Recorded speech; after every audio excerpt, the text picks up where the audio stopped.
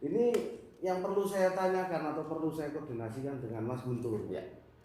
Bagaimana menurut tanggapan Mas Guntur terkait yang disampaikan oleh Panwas yaitu Pak Camat tentang Perbu Pasal 76 ayat 5 tersebut?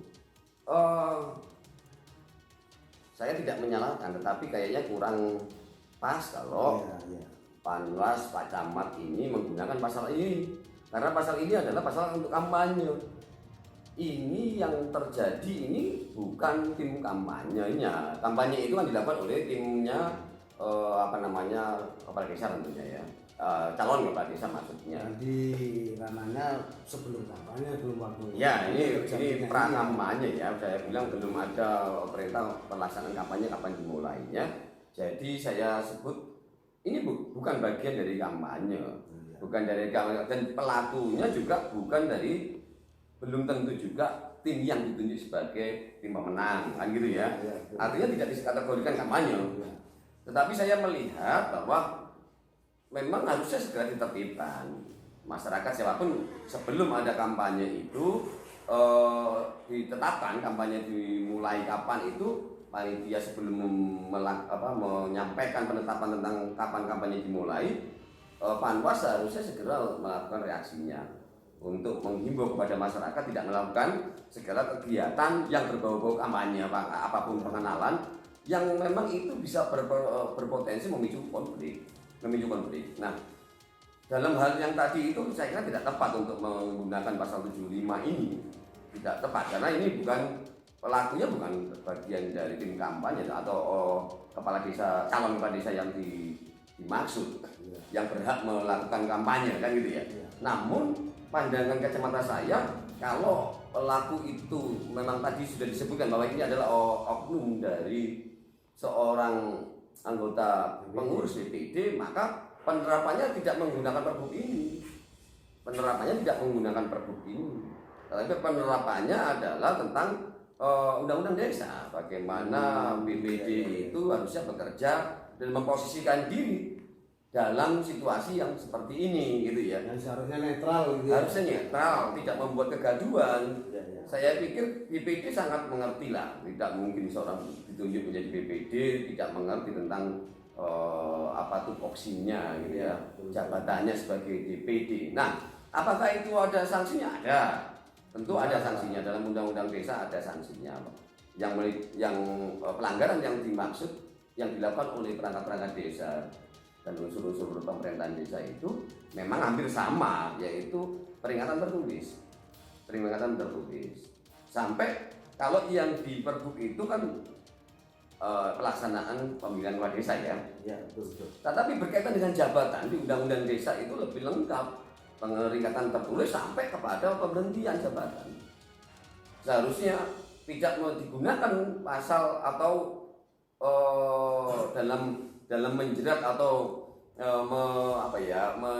mencermati kasus ini tidak menggunakan Perbu 24, tetapi Undang-Undang Desa nomor 4, karena pelakunya adalah bukan bagian yang diatur dalam Perbu 24. Jadi tidak bisa Perbu 24 ini dilaksanakan atau dibebankan kepada yang tidak ada kaitannya dengan hal pilkades. Iya, terima kasih. Jadi kalau menurut Mas Guntur, apa yang disampaikan oleh Panwas terkait itu searah atau seide, cuman ada pandangan lain terkait itu. Yang jelas di sini terkait masalah sanksi ya. Karena sekarang ini saya perhatikan ini Mas Guntur, setelah adanya muncul berita dari TKD News itu kemarin yang masalah ini curi setat kampanye di Facebook, itu langsung diturunkan, dihapus semua itu. Jadi postingan-postingan ini semua sudah dihapus. Cuman kan ini sudah terjadi, ya kan? Saya rasa ini ada satu komplain dari warga setempat itu sempat menghubungi saya. Apakah ini akan aman-aman saja? Karena begini, mereka mengatakan karena yang diposting ini calonnya adalah istri dari pejabat atau kades yang sekarang, dan indikasi loh ya, dalam tanda kutip indikasi loh ya, mengarah perangkat desa atau instrumen desa itu semuanya merupakan satu tim atau satu link untuk berpihak ke calon yang dipromosikan.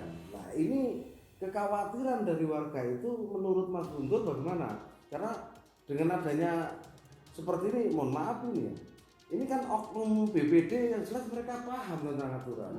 Apa tuh porsinya, kewenangannya apa, kan dia harus netral. Ya. Tapi ini sudah coba-coba.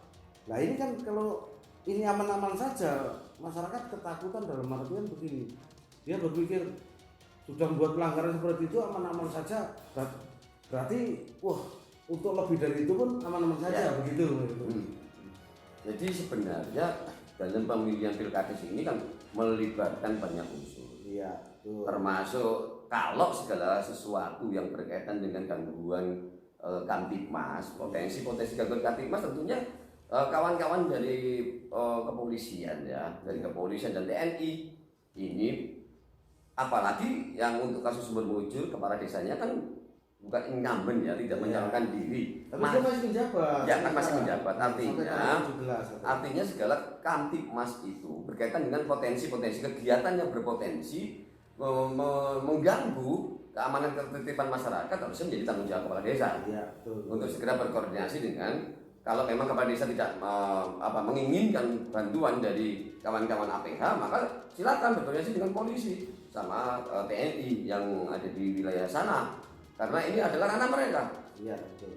Karena ini sangat berbahaya sekali kalau masalah-masalah ini tidak segera dilakukan koordinasi dengan baik. Ya. Jika tidak dilakukan akomodirnya, kalau sanksinya cuma peneguran saja, nanti tidak ada himbauan khusus dari panitia berikut kawan-kawan dari APH, maka hal yang seperti ini bisa juga dilakukan oleh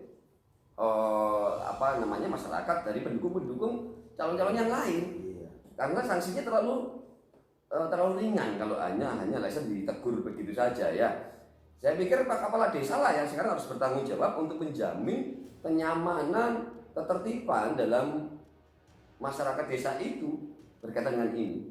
Cuman ini satu pertanyaannya. Tadi Mas Guntur mengatakan kepala desa lah yang harus menertibkan semua ini ya. Ini sekarang ini yang menjadi masalah. Ini yang dipromosikan atau yang dikampanyekan itu istri dari kepala desa yang sekarang. Itu loh. Makanya warga itu apakah ini akan ditindak? Ya mereka sudah berpikiran wah tidak akan ada apa-apa. Nanti aman-aman saja. Karena kepala desanya yang menjabat sekarang adalah suaminya. Di sini letak profesionalisme seorang kepala desa. Memang ini rawan. Ya. Kepala desa di masa-masa terakhir ini sangat rawan sekali karena tinggal beberapa hari saja jabatannya kan gitu ya. Ya, betul. Andai kata yang bersangkutan melakukan pelanggaran superti ini memang sudah dihitung secara matang. Andai kata melakukan, jadi orang yang melakukan pelanggaran terkait kades ini sebenarnya mereka tahu kalau ini hal yang salah dan melanggar. Ya. Tetapi kenapa ini dilakukan oleh mereka sampai ke tingkat kepala desa pun ya karena sanksinya terlalu mudah. Kalau memang sanksi itu yang diterapkan oleh Panwas hanya menggunakan pergub saja, itu terlalu ringan.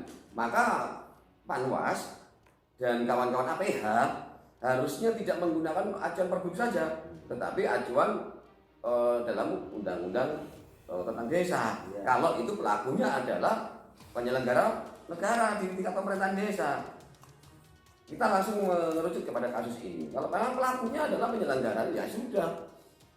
Jangan hanya diterapkan Pergub nomor 2, karena Pergub 24 masih belum bisa diterapkan dalam hal ini karena kampanye belum ditetapkan kapan mulainya dan pelakunya juga adalah bukan tim yang ditunjuk sebagai kampanye. Ini ada simpatisan, saya sebut simpatisan.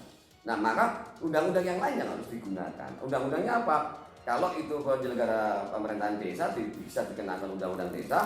Kalau itu masyarakat biasa maka disebut ini adalah gangguan terhadap ketertiban umum, maka polisi yang harus bertindak. Iya. Jadi bisa harus segera aparat kepolisian segera untuk melakukan koordinasi dengan ini. Ini jadi begini, gitu.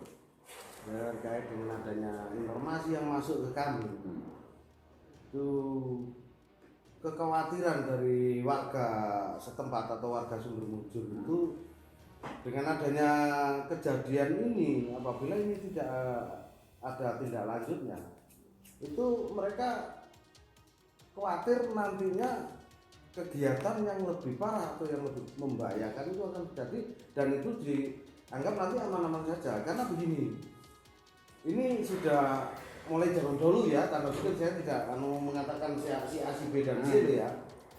Ini masih sering terjadi di sana isu teror, intimidasi dan lain sebagainya, yang dalam tanda kutip memakai bahasa preman dan lain sebagainya untuk menakut-nakuti rakyat. Contoh kasarannya begini, kalau kamu tidak milih saya jamin nanti desa tidak aman.